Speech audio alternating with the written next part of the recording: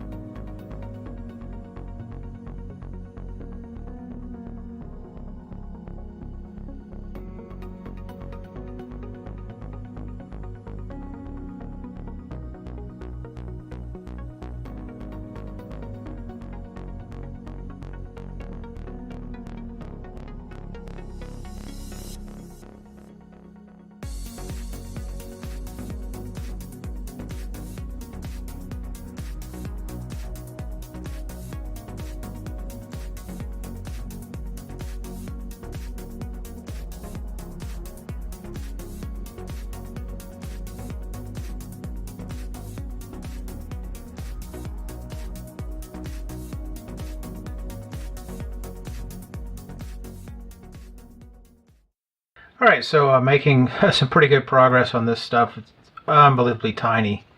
It's just amazing the work that he's put into this to get all this designed. Ran into a couple issues. One is I broke a piece off and I got the panhard bar length wrong, and that's going to be coming in the mail soon, but I can still progress forward even without that.